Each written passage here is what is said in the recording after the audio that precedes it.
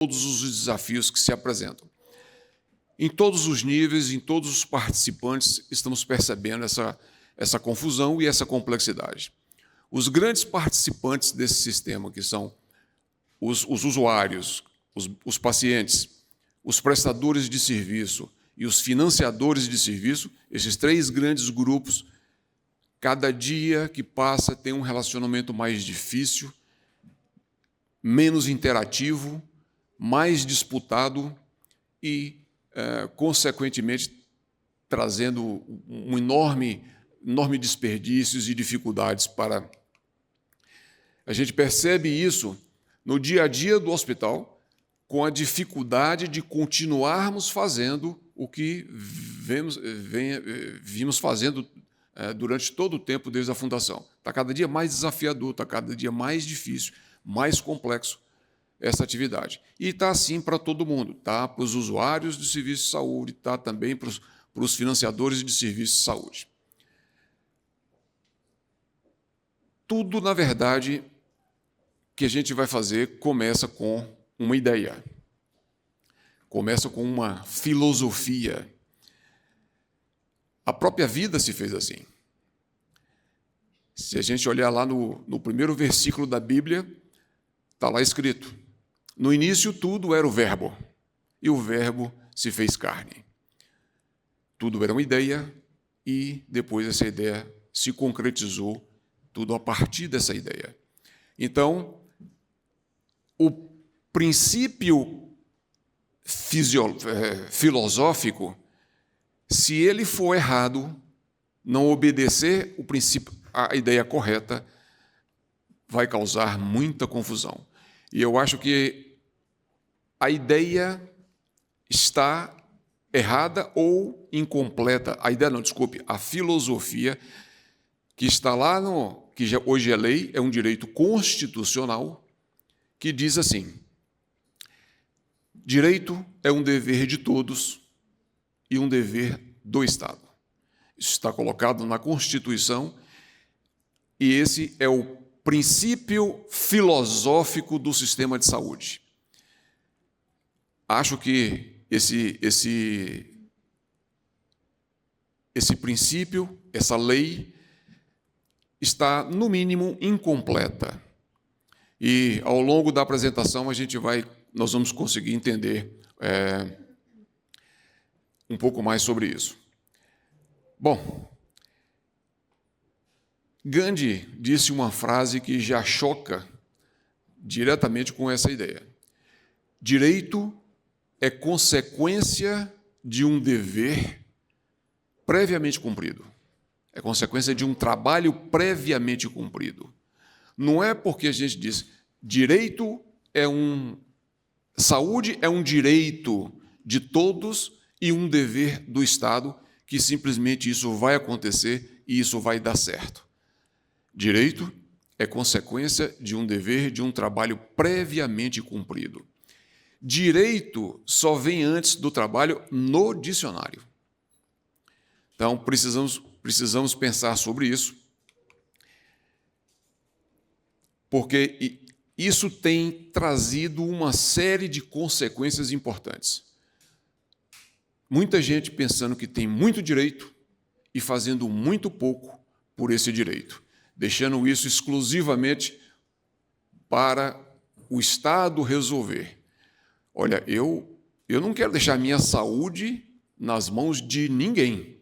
Acho que cada um tem responsabilidade com a sua própria saúde e não me parece muito prudente deixar que o seu direito à saúde seja terceirizado para qualquer pessoa ou entidade.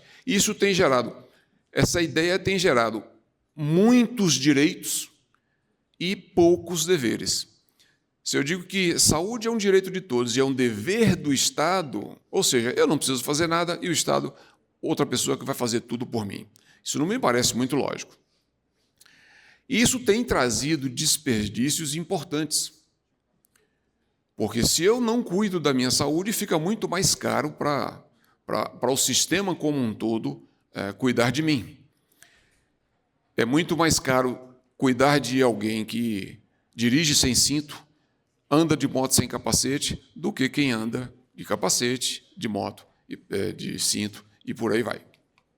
Bom,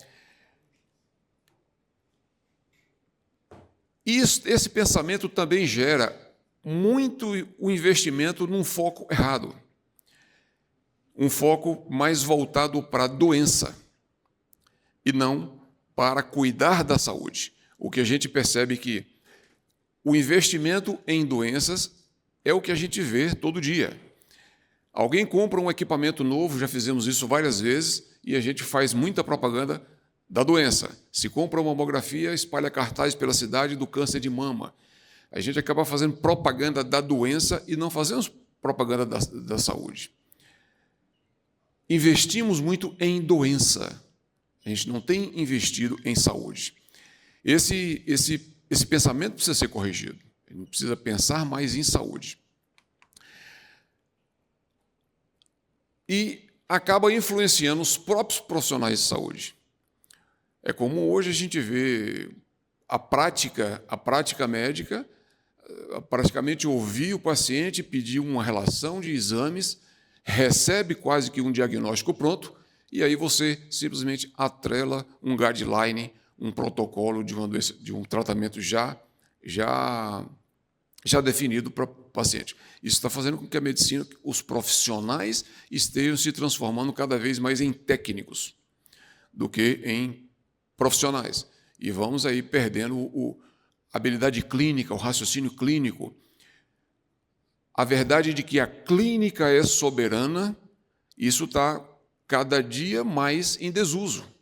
Porque hoje o que importa é o diagnóstico que vem do exame.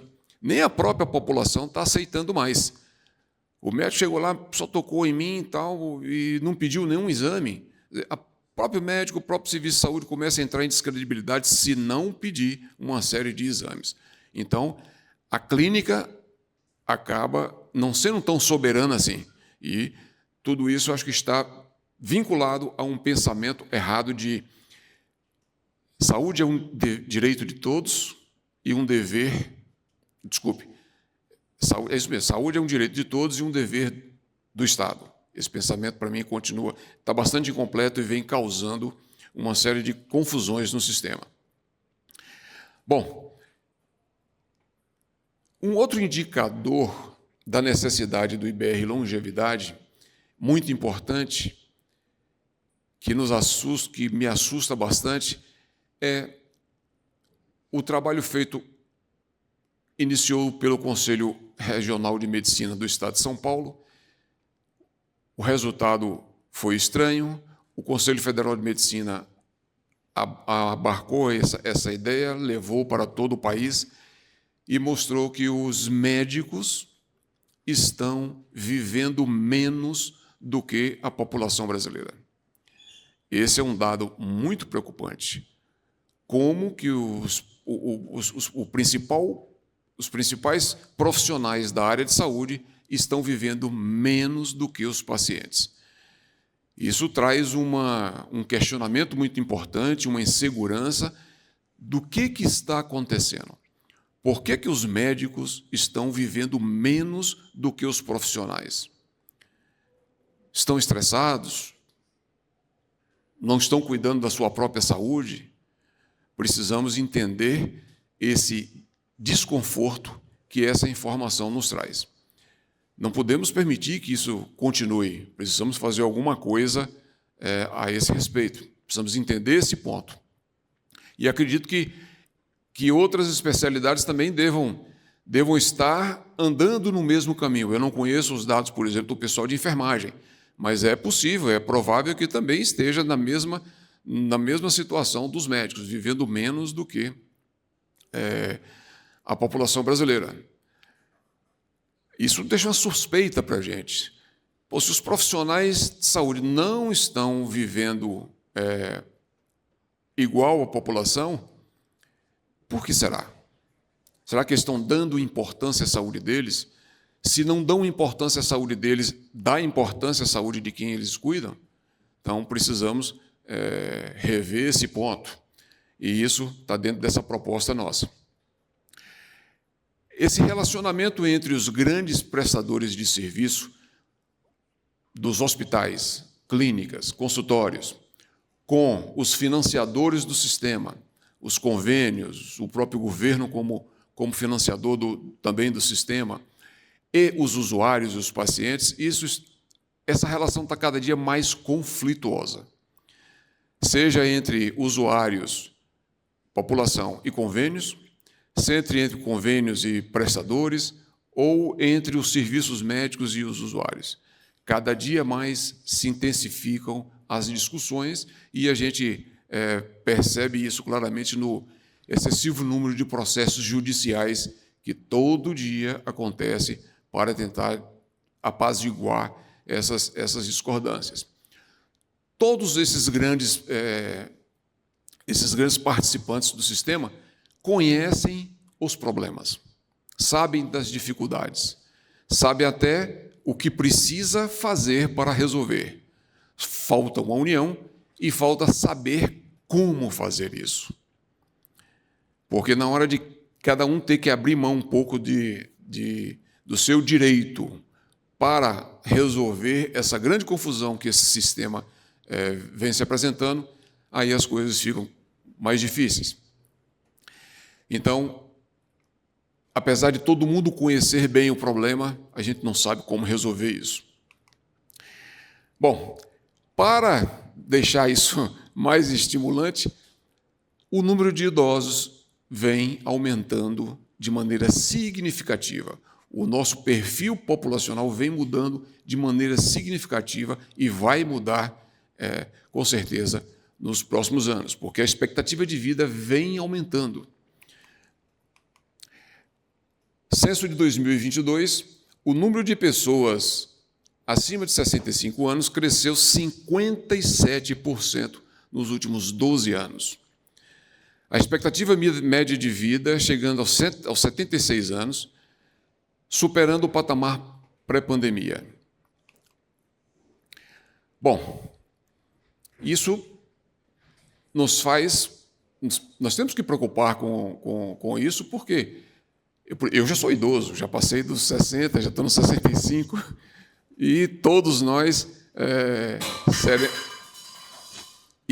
seremos idosos um dia. Que tipo de idoso queremos ser? Que tipo de idoso queremos ter ao nosso lado? Esse é um problema muito importante hoje em dia. Temos uma fatia enorme da população que não está produzindo, uma fatia pequena, do meu ponto de ver, porque hoje 1/3 da população é produtiva, 2/3 hoje não produz, da população brasileira.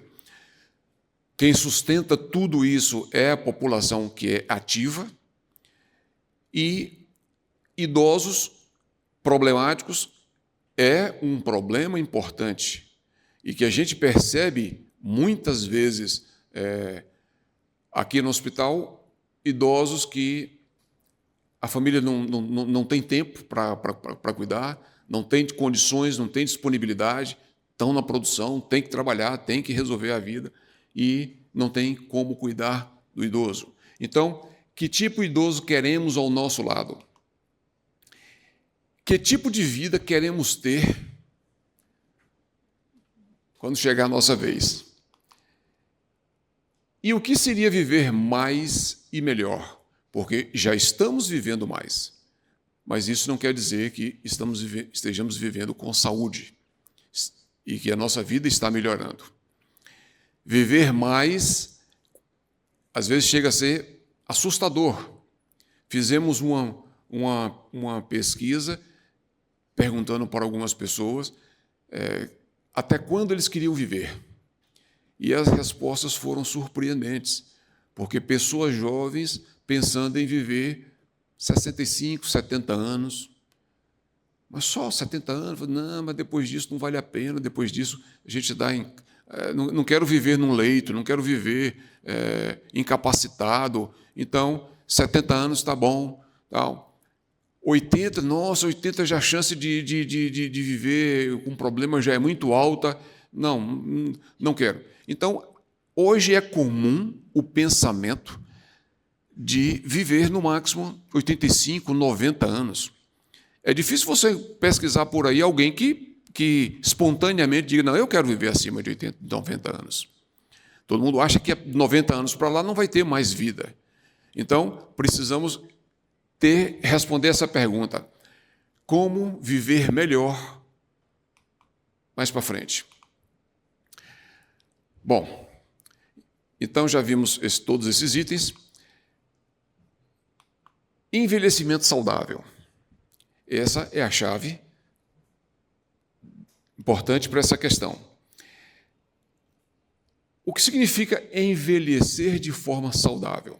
A Organização Mundial de Saúde define que envelhecimento saudável é a manutenção da capacidade funcional. O que é capacidade funcional? A habilidade de uma pessoa a realizar atividades da vida diária, simples ou complexas, para viver de forma independente e autônoma.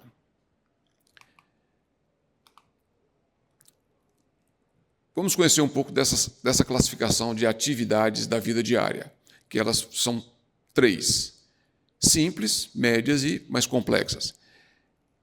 Está classificado pela Organização Mundial de Saúde como atividade básica, a capacidade de autocuidado, de sobrevivência, que seria se vestir, tomar banho, ir ao banheiro, andar sozinho, etc. Instrumental, a manutenção, ele consegue fazer a manutenção da própria vida, fazer compras, usar o telefone, preparar a própria comida, gerenciar as finanças, etc. E a capacidade, a classificação da vida avançada, que exige atividades mais complexas, como esporte, jardinagem, viajar, trabalhar, etc. Hoje, um grande número de idosos estão curtindo a vida próximo acima dos 90 anos. Se você viajar para a Europa na época de baixa temporada, você vai encontrar um número enorme de idosos passeando, curtindo a vida. Então, precisamos pensar bem sobre isso. Este é um trabalho publicado por esse periódico importante, que analisou 364 idosos com 80 anos ou mais, durante 4 anos, analisando as causas de morte ao longo desse período. Concluíram que a incapacidade exerceu uma influência maior na mortalidade do que a multimorbidade. A capacidade funcional se mostrou um dos fatores mais determinantes para melhor autopercepção da qualidade de vida nos idosos. A limitação funcional interfere na mobilidade, convívio social, autonomia dos idosos, influenciando negativamente sua percepção de qualidade de vida. Além disso, um pior estado funcional foi associado ao maior sofrimento psicológico e menor qualidade de vida.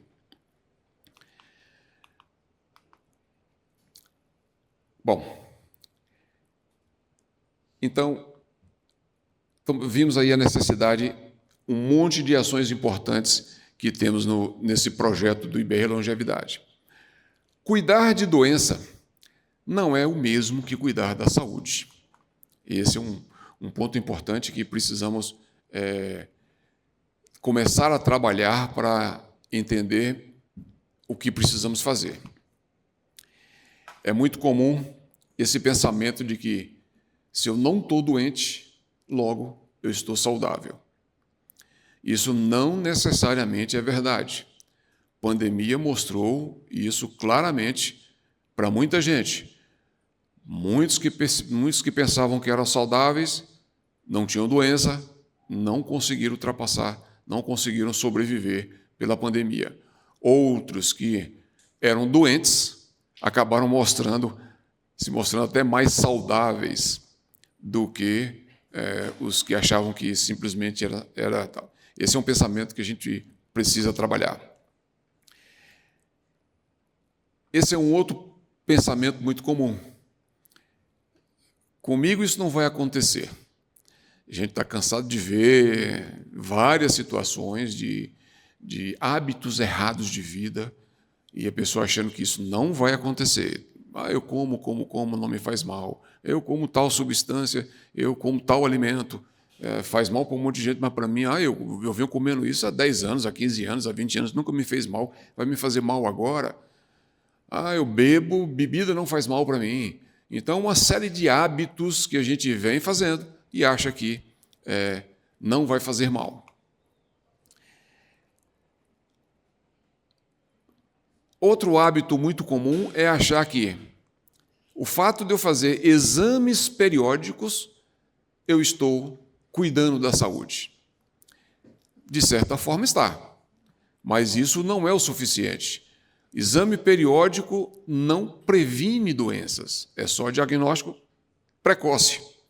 É só encontrar a doença já no início para tratar o mais rápido possível. Mas isso não é prevenção, você já ficou doente. Quem quer receber um diagnóstico de câncer? Ninguém. Mas se for para receber, que seja mais cedo. Então aí o exame funciona. Mamografia não é um exame preventivo do câncer de mama. É apenas diagnóstico precoce. Bom, os desafios do sistema de saúde são gigantes. Aqui tem um grande ponto para a gente, principalmente para nós profissionais de saúde, para pensarmos sobre esse assunto. Medicina evoluiu muito, evoluiu de uma maneira espetacular, por um lado, e não evoluiu o suficiente em outro. Evoluiu de uma forma excelente na questão urgência, na questão cirurgias, nas técnicas cirúrgicas, nas cirurgias cardíacas. As cirurgias estão cada vez mais tecnológicas, menos invasivas. Cirurgias que levavam dias, meses para se recuperar. Hoje, o paciente quase que entra e sai no mesmo dia, e 2, 3 dias depois está completamente recuperado. Remédios fantásticos. A indústria farmacêutica trouxe uma série de remédios importantes que nos ajudou muito. Uma série de evoluções quando se fala na medicina curativa, na medicina cirúrgica, na medicina de hospital, de clínicas. Isso evoluiu de uma maneira fantástica. Mas, por outro lado, aquela medicina de consultório, aquela medicina de prevenção, aquela medicina de doenças crônicas, essa praticamente não evoluiu quase nada. A evolução é significativa por um lado, mas por outro ela está bastante atrasada. Vários desses pontos de vista a gente já conhece, mas o raciocínio que é usado na medicina curativa, na medicina tecnológica, ele acaba, às vezes, atrapalhando a medicina preventiva ou a medicina de doenças crônicas. Isso leva a gente a relaxar um pouco e pensar, se eu ficar doente, eu tenho um comprimido que resolve, tem uma cirurgia rápida que resolve, e vem deixando isso passar. O Titanic, que vocês conhecem bem, ignorou, no dia do acidente, oficialmente são 3 avisos. Na internet diz que ele recebeu 11 avisos. 3 avisos de que ele ia bater no iceberg.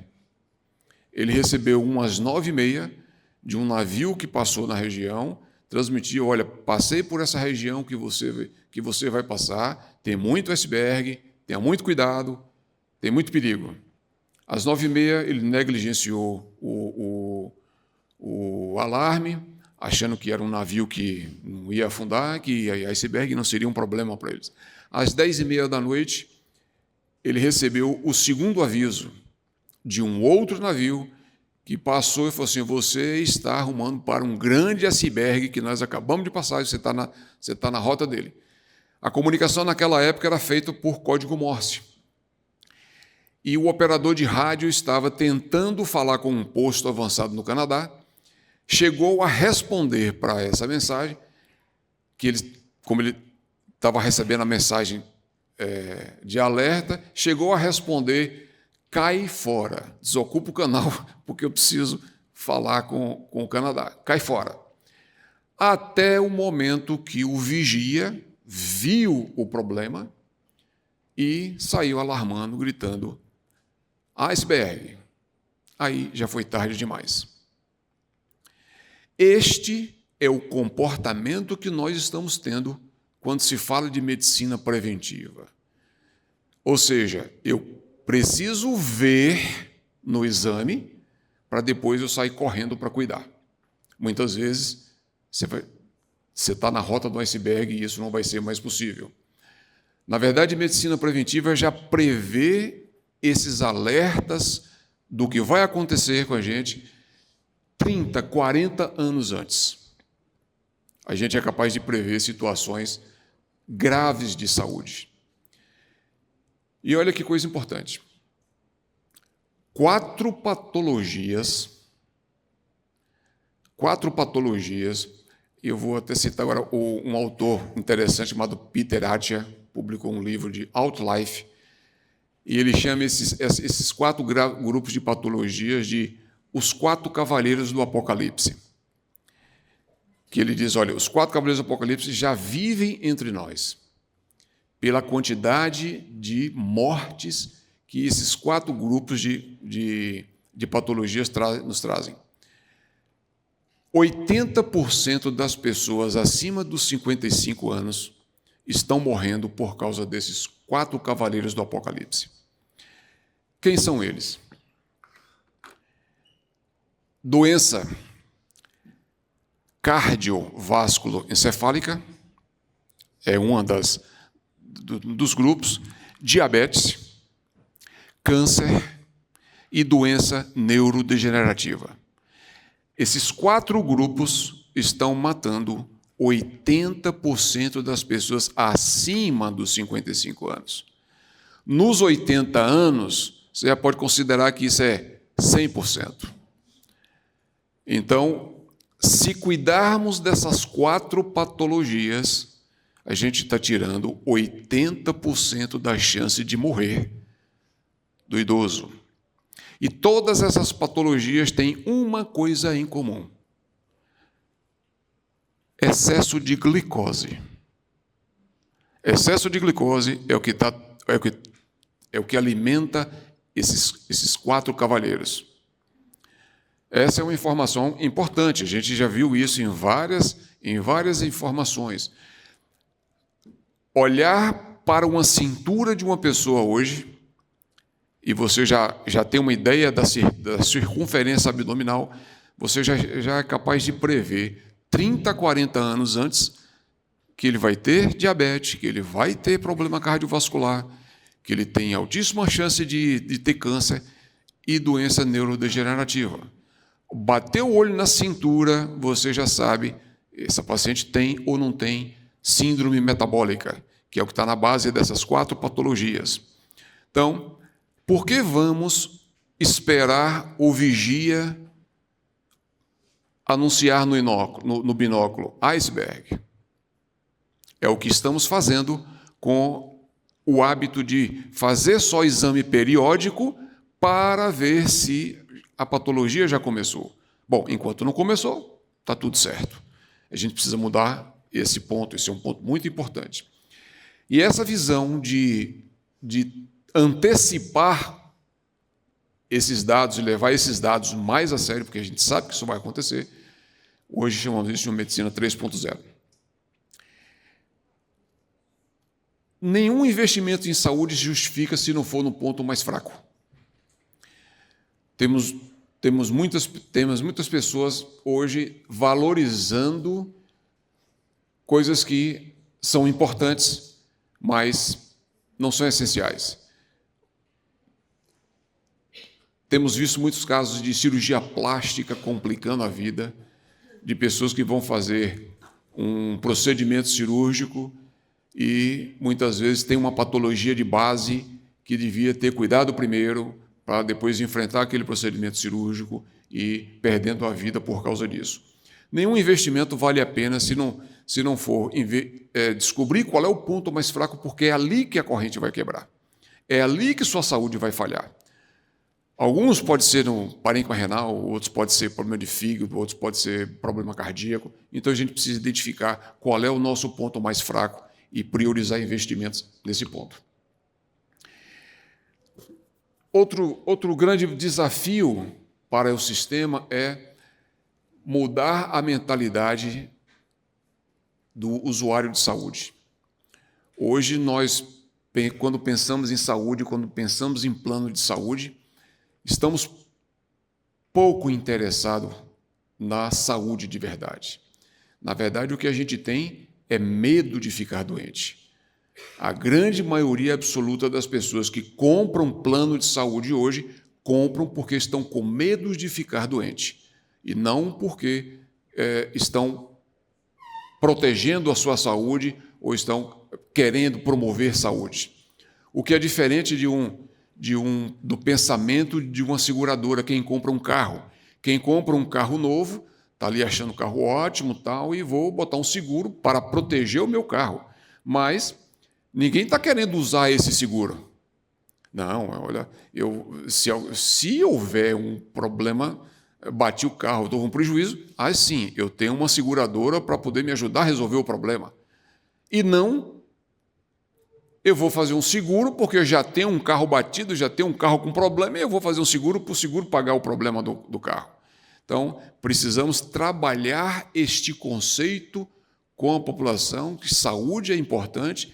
Não é comprar um plano de saúde porque você tem medo de ficar doente. Precisamos mudar essa situação. Não valorizamos a doença, a saúde, temos medo da doença. Mudar esse pensamento para atingir saúde é bem desafiador. Se a gente acha que é invencível, acha que não vai acontecer com a gente, acha que fazer exame preventivo é tudo que eu preciso fazer. Se acontecer alguma coisa, se algum exame der errado, eu compro um plano de saúde para poder dar cobertura para a minha doença. O modelo remuneratório é um problema importante para o sistema de saúde. O modelo remuneratório que funciona para toda a sociedade, para todas as atividades, para o setor de saúde, não parece que está funcionando, que é a remuneração por produção. Isso é muito lógico para qualquer atividade comercial. Na medicina, isso parece que está atrapalhando. Parece que estimula os prestadores de serviços profissionais a trabalhar pela doença, a focar na doença, porque eu preciso produzir para ganhar.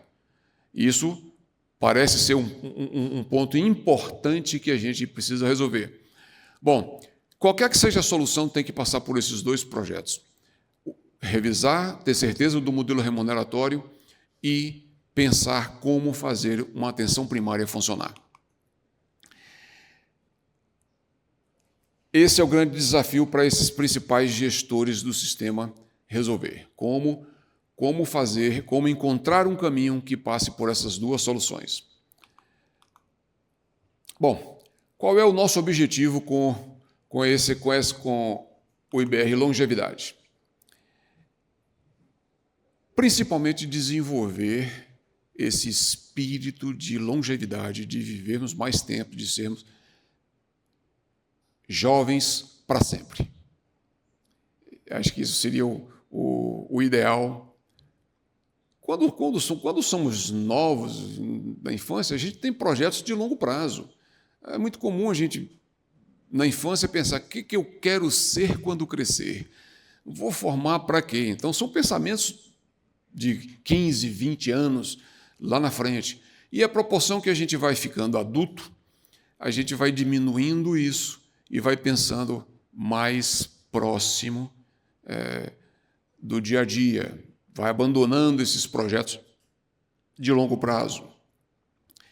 Vai ficando mais adulto e, olha, não, está chegando o verão, vou correr para a academia para poder resolveu o problema só até o verão, passou o verão, o projeto foi embora, fazemos muitas promessas no final do ano para poder fazer um bocado de mudança importante e às vezes não dura nem uma semana, os projetos todos já morreram e a gente precisa recuperar esse pensamento de quem é mais jovem, de não deixar morrer os projetos de longo prazo. E eu já vou começar a fazer essas provocações aqui nos presentes e para quem está ouvindo online para esses desafios. Bom, um outro objetivo do IBR Longevidade é esse contínuo aprendizado de medicina preventiva, o desenvolvimento dessa atividade. Medicina preventiva parece que não evoluiu, como eu citei. Medicina evoluiu bastante na parte curativa, na parte tecnológica, mas na parte preventiva ela não evoluiu, porque, na verdade, ela já é perfeita. A gente está querendo inventar uma medicina para doenças crônicas, para prevenção, quando bastava entender uma coisa. O ser humano nasceu perfeito. A natureza, Deus fez o ser humano e entregou para a mãe um ser humano perfeito. Todos os processos fisiológicos funcionando, tudo equilibrado, tudo redondinho, tudo equilibrado, tudo funcionando perfeitamente. Ao longo do tempo, a gente vai agregando hábitos cada vez mais confusos, perturbadores, modas, e isso perturbando o meio ambiente interno, fisiológico e causando distorções. Então, o que a gente precisa fazer para desenvolver essa medicina que está atrasada não é novo remédio, não é nova tecnologia, não é nada disso. É ir dando ré. E dando ré é voltar ao modo do fabricante. É dar um reset no nosso sistema operacional e voltar ao modelo de fabricante. Assim como a gente faz com computador, com celular, quando está cheio de programinha que já está travando, que não está funcionando direito, você vai lá dar um reset, formata o sistema, põe o sistema de novo funcionando. Então, é isso que a gente precisa fazer. Enquanto a medicina que evoluiu, a medicina curativa, é a medicina de colocar coisas no paciente, remédios, procedimentos, cirurgias. A medicina preventiva é a medicina de tirar coisas. É a medicina de voltar para a fisiologia original. É isso que a gente precisa fazer. E não adianta querer inventar técnicas de prevenção moderna, etc. e tal, porque não vamos conseguir fazer melhor do que o que Deus já fez. Mas podemos fazer uma coisa bastante interessante. Podemos voltar ao modelo original e fortalecer esse modelo original e desenvolver uma super saúde, uma saúde máxima, capaz de enfrentar pandemias, capaz de enfrentar um monte de doenças e sobreviver. Aqui a gente começa a diferenciar o que parece ter saúde, mas a gente não sabe, porque simplesmente não estamos doentes, então não quer dizer que estejamos saudáveis. Mas trabalhar para ter uma super saúde, uma saúde máxima, é um dos objetivos desse programa. Vamos começar isso de uma maneira mais focada, voltado mais para os profissionais da área, pessoal de enfermagem que está na linha de frente. Vamos envolver aí setor público, prefeitura, com os profissionais que estão em programa de saúde familiar. Vamos, aqui no IBR, com os residentes. Começamos um projeto de residência alguns anos atrás, e esse ano a gente vai mais do que duplicar, triplicar. Começamos um projeto com 4, 6 vagas e agora estamos autorizados para ir para mais de 30 vagas com residentes, enfermagem, residência médica, de clínica, de cirurgia, cardiologia, e tem projeto para a gente avançar mais ainda nessa área. E esse projeto, esse braço da medicina preventiva que o IBR lança agora é um direcionamento, é andar para o lado educativo, é andar para o lado da educação. Outros setores, principalmente os hospitais de ponta no país, já estão nessa atividade há muitos anos. O Albert Einstein, em São Paulo, hoje, por exemplo, o negócio principal do hospital não é mais saúde. Ele continua, sim, nessa atividade, mas hoje o negócio é muito mais importante o projeto educacional. Então, esse é um braço muito importante do objetivo do IB. Deixa eu controlar o horário aqui para... Desenvolver e promover ações de saúde para uma vida longa e saudável. Bom, então vamos começar aí com esse projeto de um centro educacional permanente para uma vida longa e saudável. Está aqui entre parênteses um VVL, Vivendo Vida Longa, um nome ainda não definido, mas logo, logo vai ter um nome. Vai discutir para achar um nome mais legal para... Foi uma sugestão dada e vamos ver se esse nome continua. Bom, como vai funcionar esse centro de estudo permanente para uma vida longa e saudável? Simpósios mensais. Todo mês vamos ter, a exemplo deste que começa hoje. Hoje, último dia do mês, provavelmente toda a última sexta-feira do mês, faremos um simpósio com um tema importante que vai ser trabalhado durante todo o mês, visando esses objetivos. Esse simpósio mensal vai ser aberto ao público, ficou cortado aí no slide, os slides foram preparados em Mac, e na exportação aqui para o sistema Windows acabou ficando... cortou aí. Mas lá no finalzinho está escrito aberto ao público. Depois dos simpósios semanais, nós vamos ter podcasts semanais, que vamos transmitir, normalmente falando do próprio assunto do mês. Aberto ao público também. Um curso sobre o mesmo tema que abrimos no início do mês. Vamos trabalhar o mês inteiro, uma espécie de um curso, isso vai ser à distância e vai ser só para matriculados. Esse não vai ser aberto para todo mundo, só para quem realmente demonstrar interesse em participar disso. Um canal de notícias e novidades sobre vida longa e saudável, porque isso não é um assunto só nosso, o mundo inteiro está discutindo isso. Também só para matriculados. Um grupo de acompanhamentos, dúvidas e desenvolvimento desse pessoal que está no grupo dos mais interessados, também só para matriculados. Então, esse vai ser o nosso centro de estudo permanente para viver uma vida longa e saudável. Bom, vivendo uma vida longa e saudável. Vamos provocar um pouco os nossos... Viver além dos 100 anos, isso não é utopia. Ultrapassar os 90 e aos 100, ou além dos 100, já tem muita gente conseguindo fazer isso.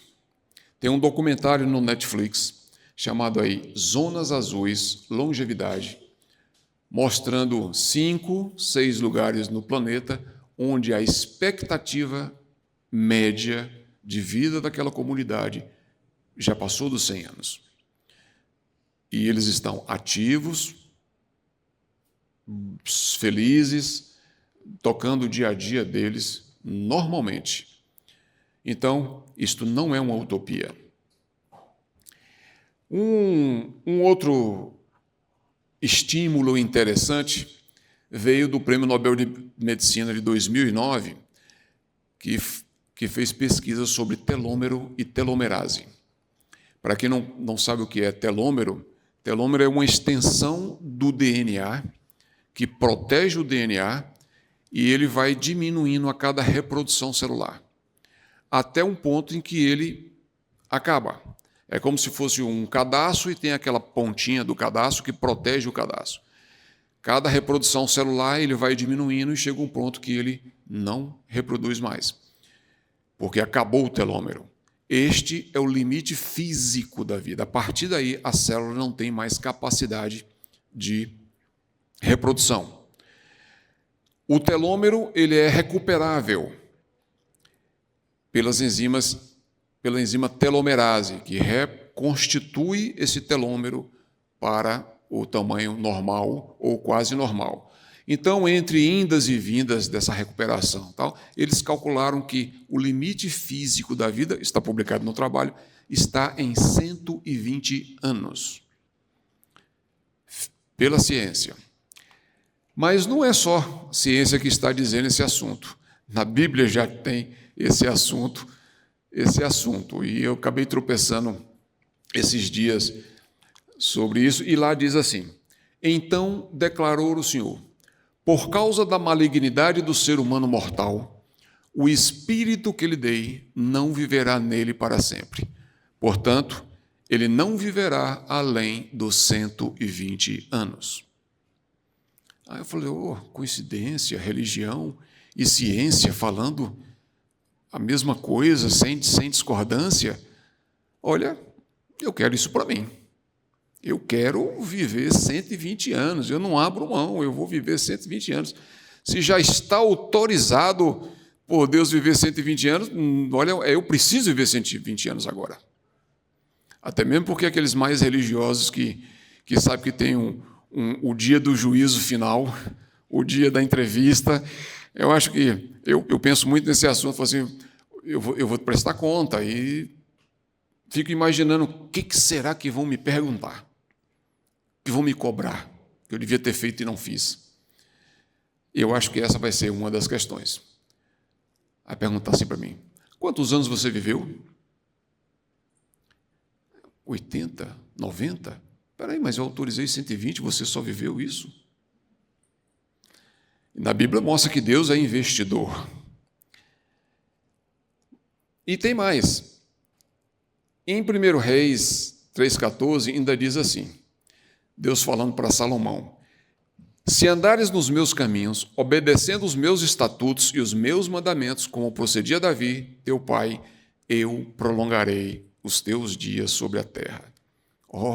Então, 120 está autorizado e ainda pode ter um bônus. Vamos lutar por isso.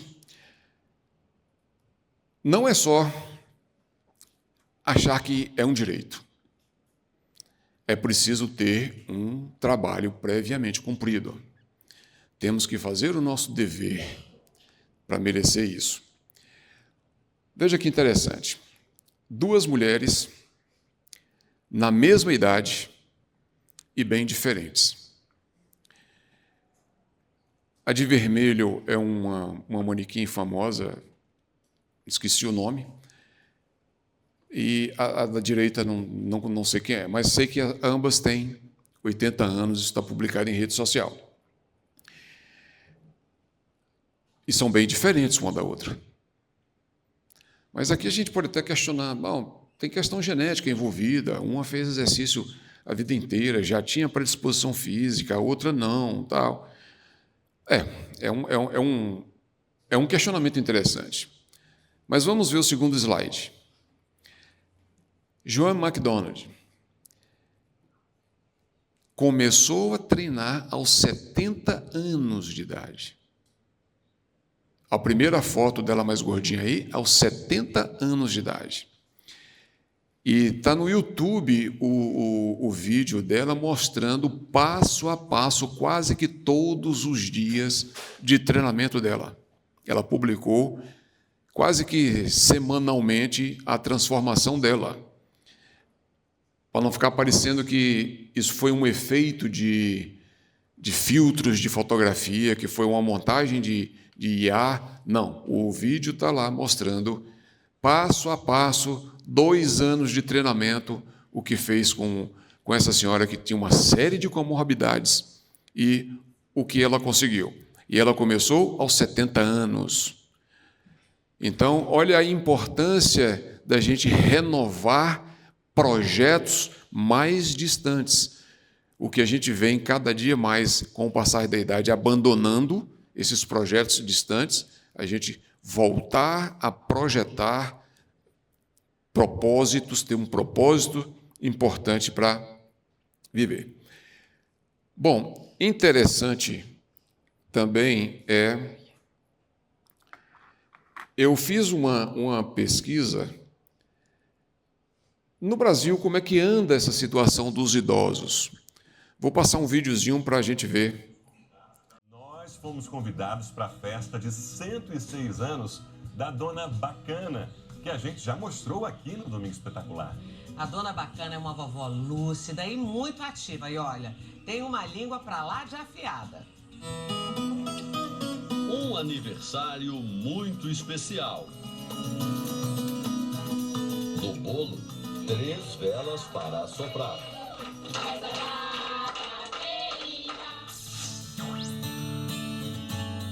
Para mostrar esse exemplo de longevidade, o Domingo Espetacular saiu de Belo Horizonte e voou até Porto Seguro. Para passar dos 100 anos de idade com saúde. Uma senhora que já tem mais de 115, se aproxima dos 120, pode dar resposta. E por isso mesmo ela está sendo estudada pelos cientistas. Ela é conhecida como a Super Vovó. Nas redes sociais não esconde o ano de nascimento, 1907. Maria Brânias mora em Catalunha, na Espanha, e é a mulher mais velha do mundo, com 116 anos. Qual será o segredo? De não ficar no sofá e gostar de si mesma. Ver a vida com otimismo. A Super Vovó compartilha sua história de vida na internet. E ela se lembra de cada detalhe, até mesmo da infância. Em uma das postagens, Maria chegou a dar uma dica para ter uma vida longa: ficar longe de pessoas tóxicas. Essas mulheres... Quantos anos ele tem? 105. E ele nos recebe trabalhando, dobrando folhas de piaçava. Está ao lado da esposa e dos filhos. Eles são quilombolas, descendentes de escravos que encontraram a liberdade no Jalapão. Meu bisavô, meu avô, tudo era escravo. É mesmo? Era, tudo. Meu pai não é mais que pegou ainda uma raminha ainda, né? Desse negócio de escravo, mas o pai dele era escravo legítimo. Os dois nem se lembram há quanto tempo estão juntos. Quando o senhor olhou para ela a primeira vez, achou bonita? Foi, mas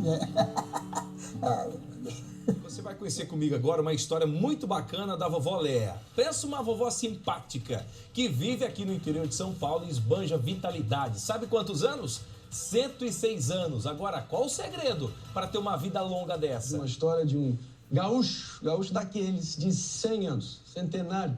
Ele acabou, inclusive, de bater um recorde mundial da natação. A gente está falando, claro, do Anton Carl Biederman. Ele que quebrou o recorde mundial nos 50 metros costas na categoria 100 mais.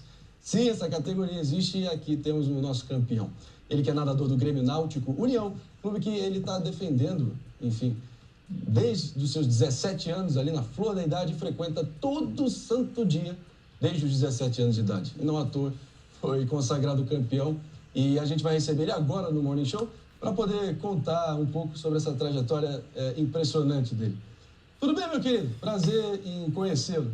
História sensacional. Tudo bem, prazer é todo meu, né? E aí, para a própria idade? Esbanja a saúde.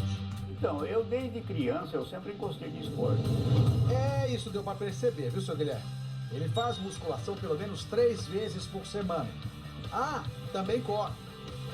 Eu corria mais ou menos 11, 12 quilômetros. Não todo dia, né? 2, 3 vezes por semana. E agora, hoje, já com essa idade, já não consigo mais. O máximo que eu consigo é 4, 5 quilômetros. Ele parece um menino com tanta energia e precisa gastar. Senão... Às vezes eu fico 2, 3 dias sem fazer, eu começo a ficar irritado, entende? Porque, você sabe, nós temos uma célula no cérebro que produz a endorfina. E esse hormônio caindo, a gente vai ficando irritado, vai ficando de mau humor, essa coisa toda. Então, quando eu estou meio de mau humor, minha mulher me fala, vai embora, vai nadar, vai fazer musculação. Paulo, parece que descobriu a fonte da juventude, Sérgio. Ele tem força, disposição e uma aparência de deixar qualquer um de queixo caído. Nós fomos descobrir os segredos do Jorge e fazemos um desafio para você. Descobrir a idade dele antes que a gente conte. A força dos braços sustenta o peso do corpo na barra. 57 quilos de músculos. 45. 45, olha aí. Sobe mais. Mais? 50? Mais. 60. Mais. Esse atleta tem apenas 7% de gordura no corpo e já é avô. Oi. Forma. Sobe mais. Mais. 65. Mais. Mentira. Mais? Mais. 69? Quase. Tá quase. Bom, faz musculação, né? Faz musculação. Não que eu acho que apareça, né? Mas acho que ele deve ter uns 70 anos. Acertou! Foi a primeira pessoa que acertou a idade do Jorge. Difícil de acreditar, mas a gente fez questão de checar. Ó, ele nasceu em 28 de dezembro de 1953. Não só tem 70 anos, como vai completar 71 ainda esse ano. E se depender dos treinos, o nosso atleta samurai vai muito mais longe. Mas não existe limite de idade para se exercitar.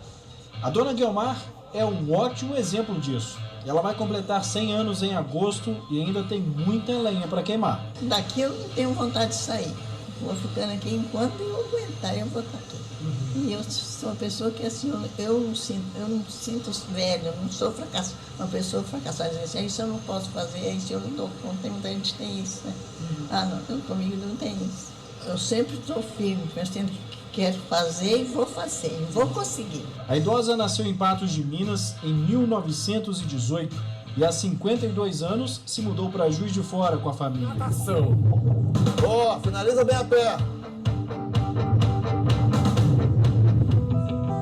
Alongamento de causar inveja a qualquer menina.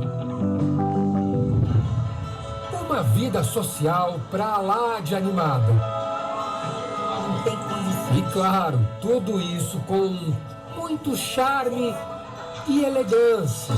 Sempre.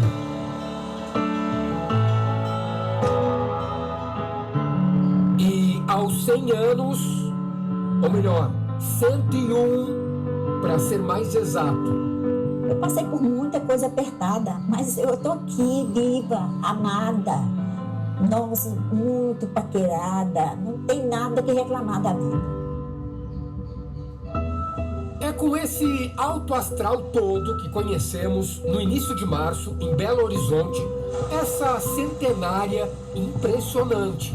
A gente pediu que a entrevista com ela fosse marcada num lugar que ela gostasse muito. E ela marcou aqui, ó, num clube, e pediu principalmente que a entrevista fosse feita dentro da piscina. Não é todo dia que a gente encontra uma atleta na ativa com essa idade. Acho que foi uma boa dose de ânimo para a gente assumir esse compromisso de vamos até os 120. Eu vou até os 120, se Deus quiser. Não, Deus já quis. Bom, já estou quase no final. Mais uns 5 minutinhos aqui, estou terminando. Depois fica aberto aqui para questionamentos. Nós estamos transmitindo aí pela primeira vez também aí direto, ao vivo, na rede social. eu não tenho acesso aqui às perguntas que por acaso vêm da rede social. Talvez eu não consiga responder aqui ao vivo, mas respondo assim que puder. Vamos conhecer só um pouco dessa escola, desse curso EAD que a gente pretende desenvolver ao longo do tempo. Vários assuntos importantes que teremos que fazer para dar esse reset fisiológico, para a gente voltar à fisiologia original, para a gente conseguir fazer uma super saúde, desenvolver uma saúde máxima para a gente conseguir atingir uma longevidade saudável.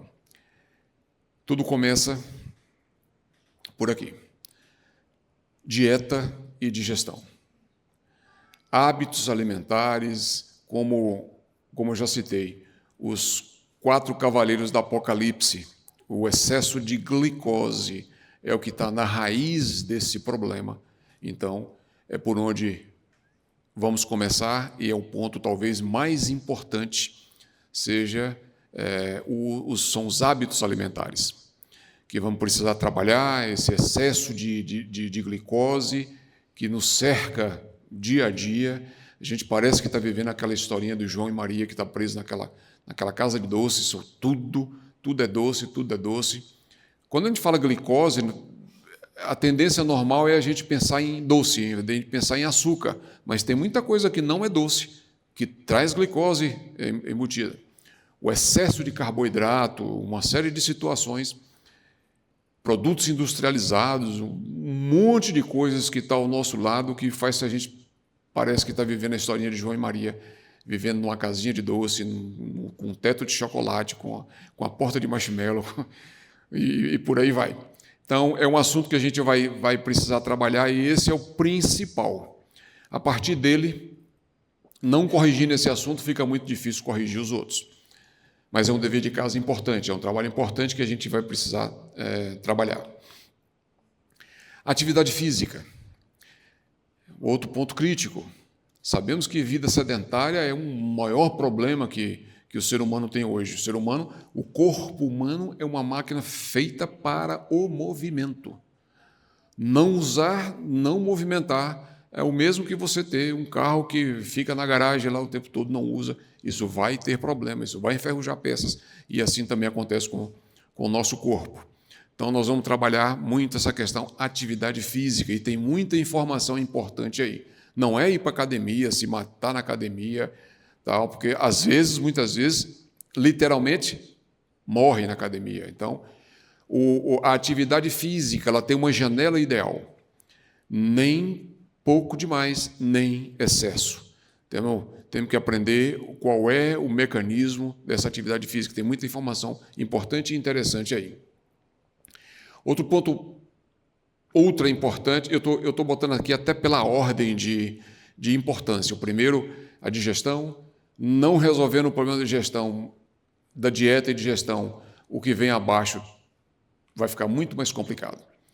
Resolvendo a digestão, você já vai melhorar a atividade física.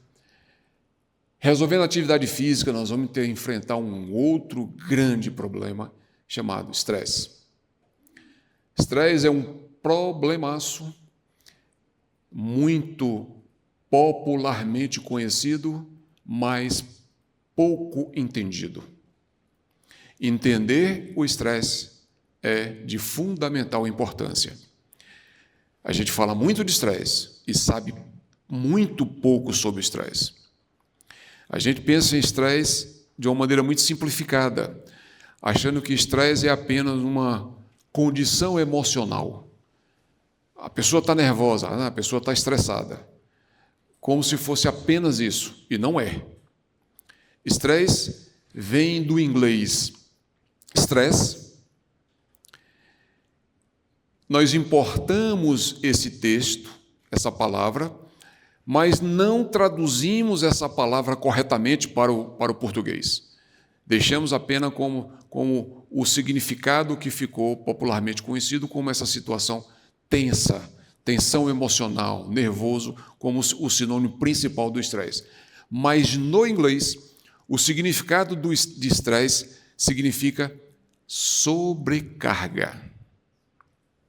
Sobrecarga é a tradução correta para o estresse. Então, nós importamos a palavra estresse, demos a ela um significado menor e não entendemos o conceito completo da palavra estresse. E é preciso a gente entender o estresse, porque isso muda a vida ou destrói a vida. Então, estresse, entendendo como sobrecarga, isso começa a abrir a mente. Isso começa a abrir a mente. Então, existem sobrecargas importantes no organismo. A sobrecarga emocional, a gente pode dizer aqui que é o estresse mental, o estresse emocional, e aí ele tem dois tipos, um estresse verdadeiro e um estresse que não é verdadeiro, um estresse virtual. Vou dar um exemplo. Por exemplo, se você estiver assistindo um filme, nesse filme está rolando um sequestro, alguém está preso num carro com uma arma na cabeça, tal. O filme tem a tensão ali do filme, e a gente está tenso assistindo o filme, contraindo e torcendo pelo personagem, etc. e tal.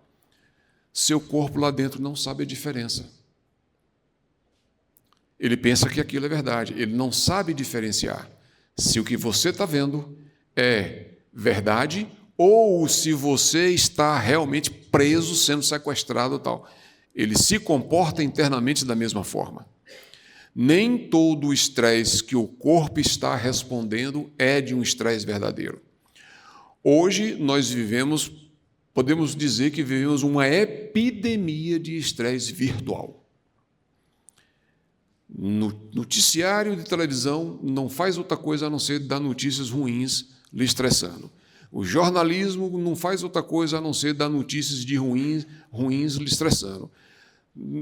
Quase nunca você está vendo uma coisa que realmente, quando você vai se divertir, pega um filme estressante, um filme de ação, um filme de suspense, para se distrair. Então, a carga do estresse virtual é gigante. E a gente vai precisar aprender como se defender disso, como reverter isso. Então, falei do estresse, um tipo de estresse. O segundo tipo de estresse é o estresse físico. E o terceiro tipo de estresse, o estresse químico. Vamos mudar a palavra para entender melhor. A sobrecarga emocional, a sobrecarga física e a sobrecarga química. A sobrecarga física vem do exercício físico exagerado, da postura física exagerada. Muito comum no trabalho você ter uma postura que força o seu corpo demasiadamente e acaba trazendo estresse. Postura de dormir traz estresse físico. Vamos discutir isso no momento adequado. E o estresse químico ou a sobrecarga química, que é tudo aquilo que a gente põe para dentro, principalmente alimentação. Tem a alimentação errada, que é excessiva, que a gente está causando os 4 cavaleiros do Apocalipse, mas tem mais coisa. Tem a grande quantidade de tóxico ambiental que vem mudando, que vem trazendo sobrecarga para a nossa saúde. Os pesticidas agrícolas é um problema importante que nós temos hoje. Então, todos esses 3 assuntos, para entendermos muito bem o que é estresse, a sobrecarga emocional, física e química. Nós vamos discutir isso com detalhes ao longo desse curso. E o estresse ainda é bem mais complexo do que isso que eu disse para vocês. O estresse não é um processo isolado. Ele é uma etapa de vários outros. É uma sequência. É uma sequência que a gente precisa entender para corrigir. Vou citar rapidamente essa sequência. Tudo começa no no acontecimento, numa coisa que acontece. Essa coisa que acontece gera uma percepção, que é o sentimento. Quando você sente, ou seja, você recebeu o fato. Sentimento é uma reação a um fato. Diferente de emoção. Emoção é a sua resposta ao fato. Então, primeiro você sente, recebe o que aconteceu, depois você reage. Então, nós temos sentimento, emoção, que é a sua resposta. Alguém pode dizer uma coisa que você não gosta e você sente, mas olha, vou deixar para lá, não vou importar, etc. e tal. Então, você já matou o problema ali porque você não teve uma reação emocional. Ou não. Ou você piora, aumenta, responde, não, isso é você que é assim, não sou eu, tal, e às vezes aumenta o problema. Então, você tem primeiro sentimento, depois emoção, e se esta emoção é uma emoção que se prolonga por mais tempo, nós vamos para a terceira etapa, que é a ansiedade. A ansiedade já é uma consequência de um processo emocional que está se prolongando. Essa ansiedade prolongada vem para o assunto, vem para a sobrecarga. Então, a sobrecarga, o estresse, é uma etapa desta cadeia, mas não termina no estresse. Do estresse vem o pior momento, que vem a fadiga. Então, do estresse a gente evolui para a fadiga, que no caso é a doença. Então, tudo começa no sentimento, passa para a emoção, emoção para a ansiedade, ansiedade para estresse, sobrecarga e depois fadiga. Essa fadiga muitas vezes é um derrame, é um infarto, é uma sequela na saúde, muitas vezes importante. Então, a gente entender que estresse é uma sobrecarga e que faz parte dessa cadeia, a gente vai trabalhar muito sobre esses dados em breve. Bom, quase terminando. O sono é outro ponto crítico para se resolver. Mas precisamos primeiro resolver essas etapas. Dieta, atividade física, sobrecarga para resolver o sono. Quando você resolve o problema da dieta, você já alivia muito os problemas que estão listados para baixo. Quando você resolve os 2 primeiros, já alivia muito o que está ficando para baixo. Quando você resolve os 3 primeiros, praticamente você já resolveu o sono, você já vai dormir bem, ou falta muito pouca coisa para resolver. Mas o sono é crítico, porque nós somos 2 pessoas diferentes. Nós temos uma fisiologia durante o dia e temos outra fisiologia durante a noite. A noite é para dar manutenção às agressões, pequenas lesões do dia. Toda pequena lesão durante o dia é corrigida à noite. Precisamos desenvolver um sono adequado. Bom, e outro ponto, o último ponto aqui muito importante, é prevenção de acidentes. Que a gente vai discutir, não adianta nada a gente fazer tudo isso e se acidentar, caiu, fez uma bobagem qualquer e tal. Bom, temos 2 assuntos que são mais fechados. Esses assuntos vão ser trabalhados apenas para o grupo da Preserve Saúde, que é a recuperação de saúde energética, que aqui já são pessoas com mais problemas de saúde, e aí tem um programa específico para isso, de identificação do processo. Inflamação crônica é um grande problema que vem gerando uma série de consequências importantes na saúde. Recuperação energética, como saúde mitocondrial e equilíbrio hormonal, que é um assunto que anda muito em moda e sendo feito de uma maneira aleatória, desorganizada. Hoje é muito comum os pacientes fazerem suas queixas e o médico faz um exame e aí identifica, tal hormônio está baixo, e aí vamos repor tal hormônio como se isso fosse resolver o problema. Às vezes resolve temporariamente e logo o paciente volta para uma situação anterior ou às vezes até pior. E a gente vai entender esse assunto com mais profundidade. E, como eu disse no início, identificar o ponto mais fraco e proteger esse ponto mais fraco, também só para os clientes da Preserve. Bom, gente, este era o mais importante. Tudo isso, é muito comum a gente ver médicos dizer para um paciente que está numa saúde crítica, você precisa mudar o estilo de vida. Mas a gente pouco sabe orientar qual é o estilo de vida saudável. Você sabe que aquele estilo de vida que a pessoa tem está ruim, muda. Esse estilo seu está lhe matando, esse estilo seu não está bom para a sua saúde. Mas qual é o estilo certo? E se ele mudar para um estilo que é pior ainda, o que frequentemente acontece? Então, este é o caminho que, para dar um reset fisiológico, para a gente voltar à fisiologia original, recuperar a saúde e, a partir daí, começar a desenvolver uma super saúde para chegar ao nosso objetivo de longevidade. 100, 120 e, quem sabe, ganhamos um brinde de um pouco mais. Precisamos fazer o nosso trabalho para ter direito a uma super saúde e uma vida longa. Saúde só será um direito se vier depois do trabalho. E esse é o trabalho que o IBR está propondo nesse braço educacional que a gente está começando hoje, o IBR Longevidade. Bom, os projetos de vida são muito importantes para que a gente...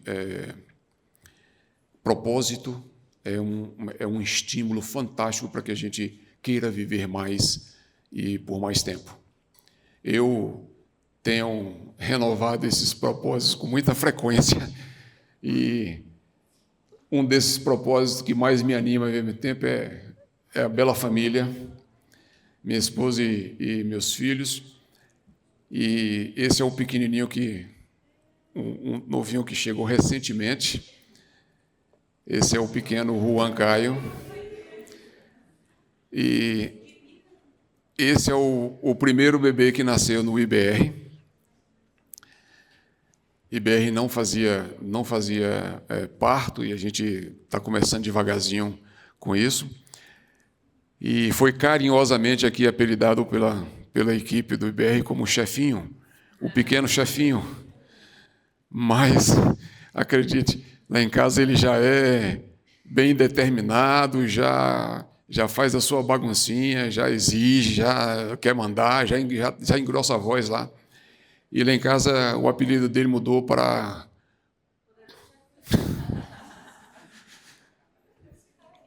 Bom, gente, é isso. Muito obrigado. Quem quiser fazer alguma pergunta depois, o material em breve sobe aí para a rede social, para o YouTube, e aí vocês podem fazer por lá também. Ok? Então, uma feliz vida longa para todos nós.